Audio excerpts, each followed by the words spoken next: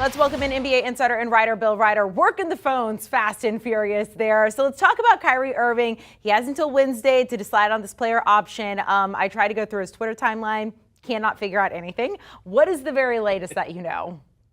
Yeah, it's dangerous territory. Trying to figure out as the Kyrie turns. Everything that you just walked us through, he's got a couple days to decide to opt into that massive player option. He obviously, as has been reported, and I've confirmed this with folks around the league, has a list of places he'd like to go. And the list of places he'd like to go, competitive basketball teams simply don't have the cap space to bring in Kyrie Irving. Now, some of the folks, Amanda, I've talked around the NBA, think it's possible that Kyrie is somewhat doing this. Not that he doesn't want to leave, but would also like to leverage the Nets to give him more years and more money. But as I understand it, talking to those same sources, that's highly unlikely. So Kyrie Irving's got some very difficult choices to make because the places he wants to go, the multitude of places, do not have the space to bring him in any way that's easy. So let's talk about the team that has been talked about the most, probably is the Lakers as of right now. I know you were talking with sources with the Lakers. What are they telling you about that?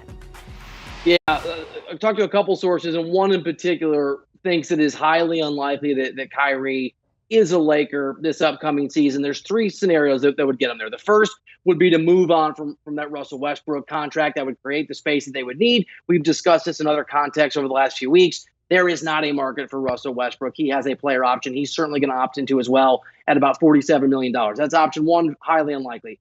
The other option would be to trade Anthony Davis as some part of a package to the Nets, or a three-team trade if for some reason the Nets didn't want AD. But as this source told me and other sources around the NBA reiterated, Anthony Davis has a lot more value than Kyrie Irving. As one source put it, AD's hurt all the time, and he's still more available than Kyrie Irving, which is true, which is actually true.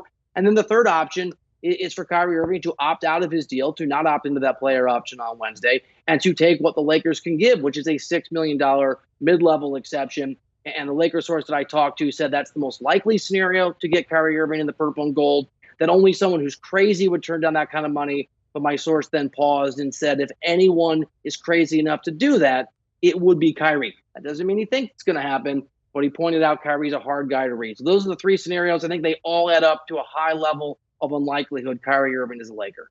Okay, so I want to walk through some of those things there. Talk to me about his want, if there is a want for him to be with LeBron, how much that is factoring into all of this. And if it's not the Lakers and it's not the Nets, what are his other options? Yeah, this source did confirm that Kyrie had talked to LeBron James. That's no surprise. I mean, LeBron James, the Lakers would not be in the market would not be interested in Kyrie Irving, and Kyrie wouldn't have the Lakers on his list of places he'd like to go if it weren't for LeBron's approval. So LeBron would like him there. And we know that Kyrie Irving's a massively talented guy, obviously won a title with LeBron James. The other options, Amanda, I think are the more likely ones. The New York Knicks right now, not a max deal, but could pay Kyrie in the $20 million per year range for the 4 years that a team that's not his current team is able to offer. So they could get in the range of 4 years and $100 million. There are 3 or 4 other contracts that the Knicks could probably move on from to increase that amount. But again, we're talking Kyrie Irving making more than the $6 million MLE mid-level exception with the Lakers, but still less than he's entitled to.